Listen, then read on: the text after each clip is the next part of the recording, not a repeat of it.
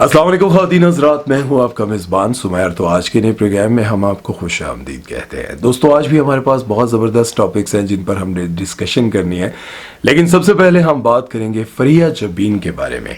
फरिया जबीन को तकरीबन सभी लोग जानते हैं, लेकिन अगर कुछ लोग नहीं जानते तो उनकी ये तस्वीर देख लें। ये हमारे PTV के दौर की वो अदाकारा हैं जो तकरीबन हर ड्रामे में हुआ करती थी और इनकी एक्टिंग भी बड़ी कमाल की होती थी। और अक्सर ये गुर्बत के कैरेक्टर्स जो होते थे ना, झोंपड़ियों में रहना, गुर्बत दिखाना, उस तरह के कैरेक्टर्स ये बड़े कमाल के करती थी। और एक दो दफ़ा मैंने इनके साथ काम किया था, लेकिन मैं इनकी ज़िंदगी के बारे में ये सब कुछ नहीं जानता था जो भी रिसेंटली इन्होंने एक इंटरव्यू में बताया। यकीन जाने रोंगटे खड़े हो गए। इन्होंने अपनी ज़िंदगी के कुछ ऐसे हकाइक बताया और उनको बताते बताते ये रोने भी लग गए। सबसे पहले उन्होंने वो पैगाम दिया, वो बात की जो कि आज के दौर की उन टिकटॉकर लड़कियों के लिए है जो टिकटॉक पर बेहुदा किस्म की वीडियोस बनाती हैं। ये बात सोचे समझे बिना कि उनके भाइयों पर, बाप पर क्या बीतती होगी। इन्होंने बताया कि जब मैंने शोबिज़ इंडस्ट्री को ज्वाइन किया, जब मैंने काम करना स्टार्ट किया, तो मेरा भाई मेरे घर में एंटर हुआ और सहन में पाइयां लगी हुई थी, मैं और मेरी मां बैठी हुई थी। उसने एंटर होते ही कहा कि तीनों शोबिज़ इंडस्ट्री च काम करा के, ड्रामे च काम करा के, नच गाना करा के ते तुसी कंजर बन के खुश हो गए हो, फखर महसूस कर रहे हो। मेरे खानदान दे विच ते अगे पिछे दोस्तां च मेरी जिल्लत करा के तुहानू खुशी महसूस हो रही है। ये बात बताते हुए फरिया जबीन रोने लग गई और वो कहने लगी कि उस दौर में शोबिज़ इंडस्ट्री को बहुत ही मायूब समझा जाता था, आज भी मायूब समझा जाता है। आज भी बहुत सारे लोग इनको अच्छे अल्फाज में नहीं याद करते। और जो लड़कियां टिकटॉक पर वीडियोस बना रही होती हैं और वो ये समझ रही होती हैं कि मैं अपनी वल्गर वीडियो बनाकर फेम हासिल कर रही हूँ, लेकिन वो ये नहीं जानती होती कि लोग उनको किन अल्फाज में याद करते होंगे। बहरहाल इनकी एक बेटी है जिनका नाम है अमर खान, जो कि बहुत बड़ी स्टार बन चुकी है। उनकी वालदा ने बहुत सादगी में काम किया, बहुत ज्यादा काम किया, लेकिन उतना कुछ नहीं बना सकी। लेकिन अपनी बेटी को उन्होंने खूब पढ़ाया लिखाया। लेकिन वो बताती हैं कि जब मैं शोबिज़ इंडस्ट्री में आई और मैं काम कर रही थी, तो मुझे काम करते हुए इस बात का एहसास नहीं हुआ कि मैं अपनी ज़रूरतें तो पूरी कर रही हूँ, लेकिन अपने ख़ानदान के उन बावकार लोगों को मतलब नाराज़ कर रही हूँ जो कि शोबिज़ इंडस्ट्री में मेरे काम करने से नाराज़ हो रहे हैं, जिनको इंसल्ट फील हो रही है। उन्होंने रोते हुए ये बात कही और कहा कि आखिरी लम्हात में मैं बहुत दुखी हुई जब मैं पिंडी में काम कर रही थी और मेरे बाप और मेरे भाई का आखिरी लम्हा था जब वो इस दुनिया से जाने लगे थे। और मैं शोबिज़ इंडस्ट्री में और अपने ड्रामों में इतनी मसरूफ़ थी, मैंने कहा मैं कल आती हूँ, परसों आती हूँ। लेकिन जब मैं घर पहुंची तो मैं अपने भाई से ना मिल सकी और अपने बाप से भी आखिरी अल्फाज वो ना सुन सकी जो वो मुझे कहना चाहते थे। क्योंकि फरिया जबीन ने जिस दुखी अंदाज में इन तीनों बातों को बयान किया और शेयर किया कि मेरा भाई जब मैंने शोबिज़ इंडस्ट्री को ज्वाइन किया तो आखिरी बार मेरे घर आया था और बड़े दुखी अंदाज में ये कह कर गया कि बन गए हो कंजर, फख्र महसूस कर रहे हो। और आखिरी बार जब उसने इस दुनिया से जाना था तो मुझे फ़ोन किया और कहा कि बाजी आ जा, तेरे नाल कोई गल करनी है। लेकिन जब मैं पहुंची तब तक वो दुनिया से जा चुका था। और तीसरा, उनके वालिद की डेथ। इन तीनों बातों को उन्होंने इस अंदाज में बताया। उस इंटरव्यू को देखते हुए मुझे बड़ा दुख महसूस हुआ, क्योंकि इंसान अपनी ज़रूरियात पूरी करने के चक्कर में इतना आगे निकल जाता है और कभी कभार उन कीमती रिश्तों को भी खो देता है, जिन्हें खोने के बाद वो सारी ज़िंदगी दुख करता है। और वो कहती हैं कि मेरी ज़िंदगी की एक और ऐसी चीज़ जिसे मैं चाहती हूँ डिलीट कर दूँ, ये भी ज़रा गौर से सुनिएगा।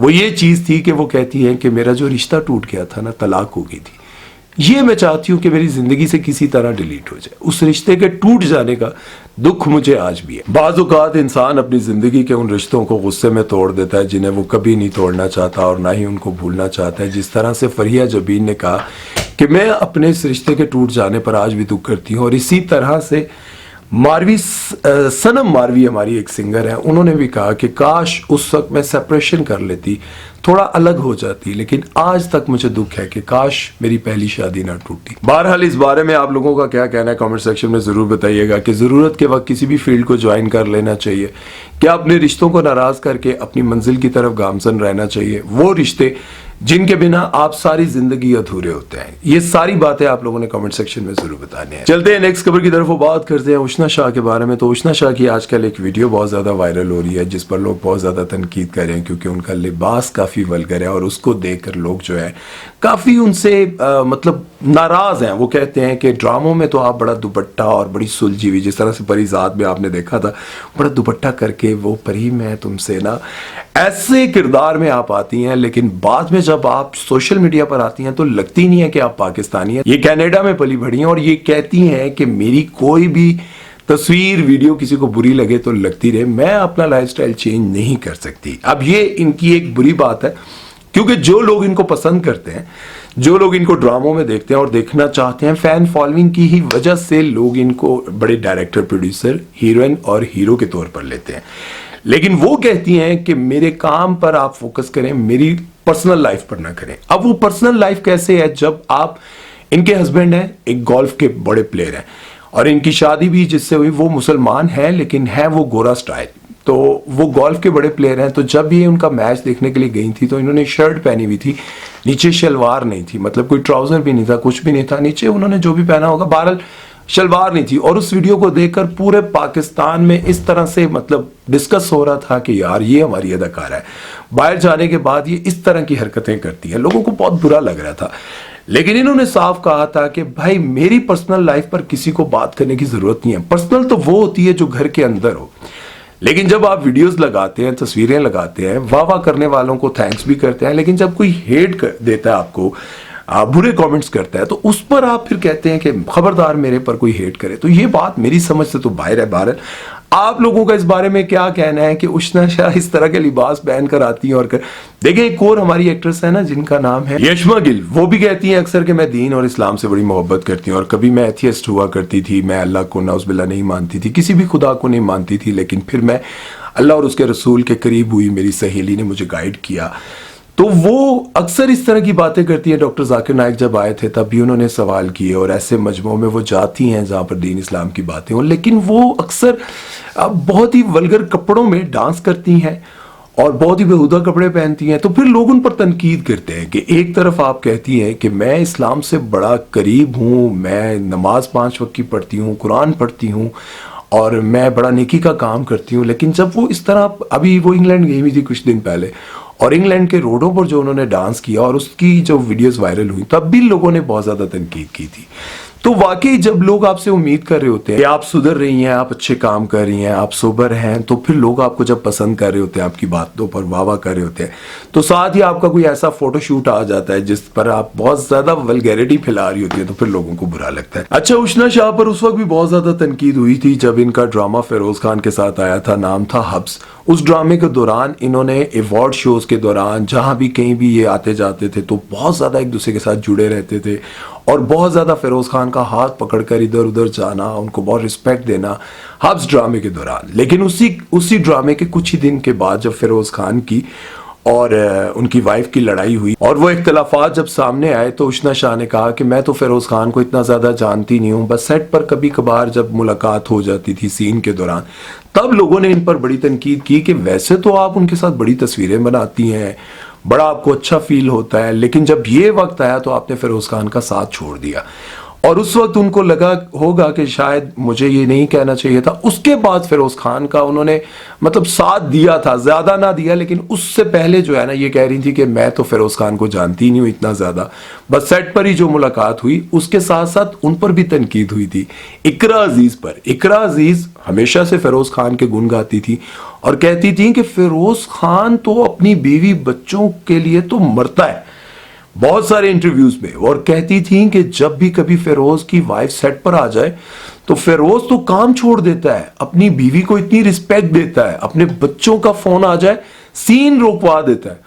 अब ये सारी चीजें देखते हुए बड़ा वो मतलब अच्छा लगता था, क्योंकि वो कहती थी कि मुझे हसद होने लग जाता था कि काश ऐसा हस्बैंड मिले। लेकिन जब उनकी ये बात सामने आई कि उन्होंने अपनी बीवी को मारा है तो इकरा अजीज ने फौरन ये कह दिया कि मैं उनके साथ काम नहीं करूंगी, मैं उनके साथ काम करना ही नहीं चाहती।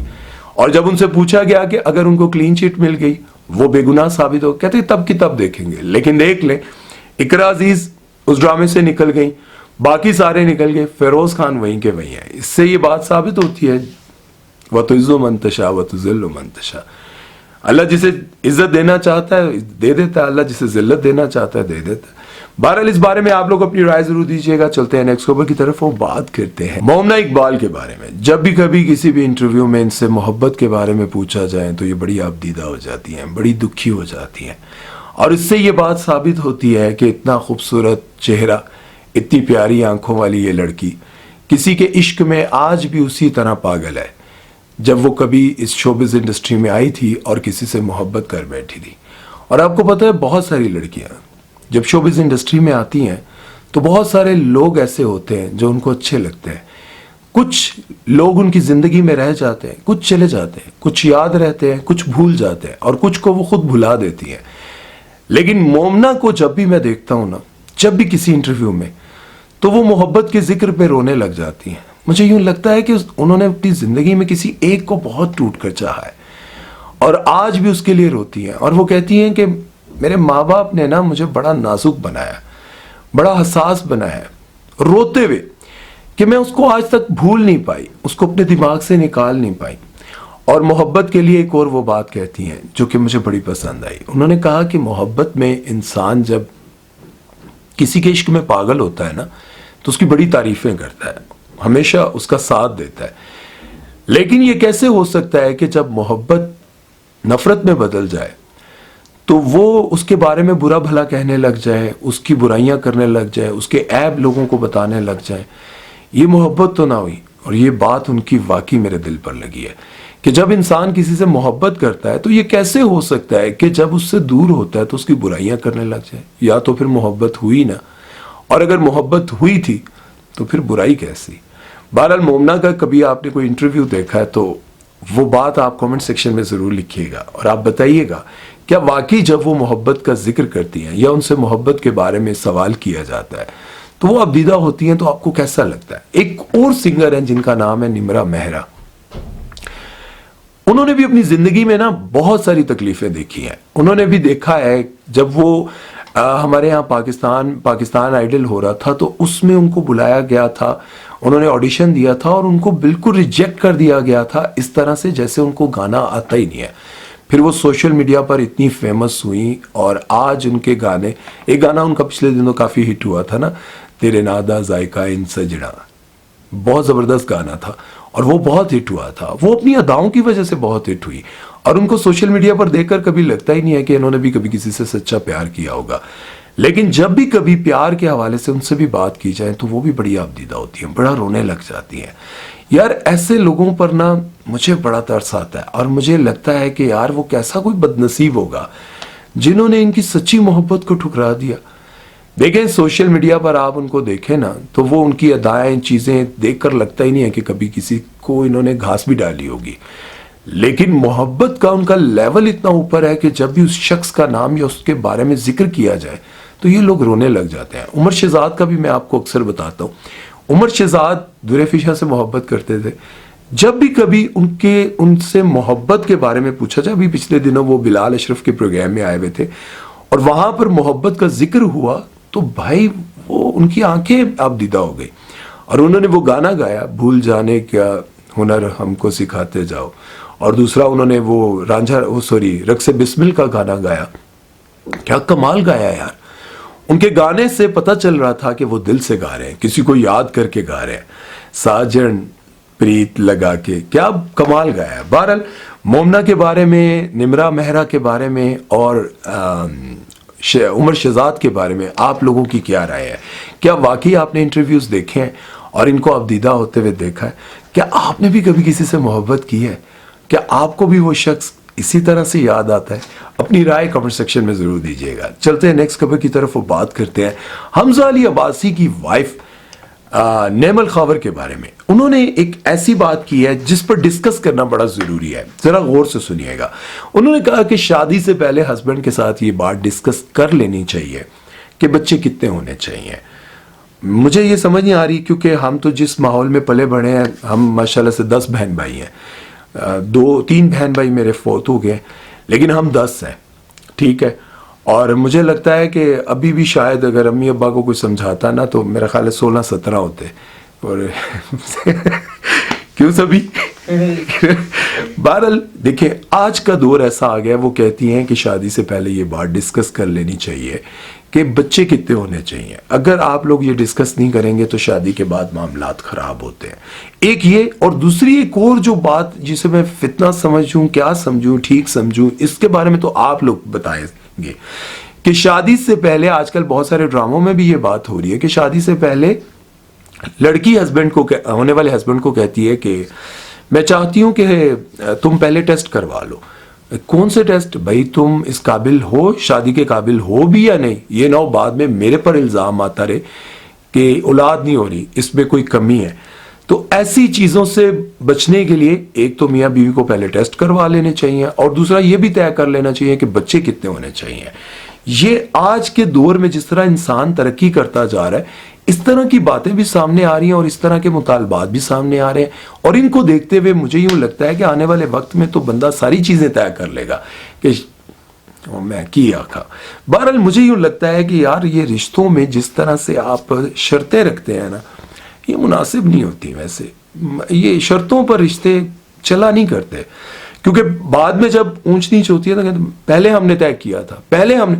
وہ روز اسی بات پر ڈسکس کر رہے ہوتے ہیں کہ کھانا تم بناؤ گے، پیمپر میں چینج کروں گی، یا پیمپر تم چینج کرو گے تو بچے کو تم نے لاؤ گے یا میں نے لاؤں گی. یہ ڈسکشن ہی ساری زندگی چلتی رہتی ہے، اور انسان پھر وہ اس رشتے سے تنگ آ کر کیا کرتا ہے؟ علیحدگی اختیار کر لیتا ہے. بہرحال آپ لوگ اپنی رائے ضرور دیجیے گا، اور آپ لوگوں کو اس بارے میں کیا کہنا ہے اپنا اظہار رائے ضرور کیجیے گا. اور آپ لوگ جتنے اچھے لمبے لمبے کامنٹس لکھتے ہیں میں سارے پڑھتا ہوں، مجھے بہت اچھا لگتا ہے. کچھ لوگ مجھ سے اختلاف بھی رکھتے ہیں تو میں ظاہر ہے میں ان کامنٹس کو ڈیلیٹ نہیں کرتا. اس لیے نہیں کرتا، ظاہر ہے یار کچھ لوگ پیار کرتے ہیں، کچھ کو میری باتیں اچھی لگتی ہیں، کچھ کو بری لگتی ہیں، تو ضروری تو نہیں میں سب کو اچھا لگوں، ایسا ممکن نہیں ہے. تو کوئی بات نہیں، ہاں تہذیب کے دائرے میں رہ کر آپ کچھ بھی کہہ سکتے ہیں. اپنا بہت سارا خیال رکھیے گا، دعا میں یاد رکھیے گا. سمیر چودھری کو دیجیے اجازت. اللہ حافظ.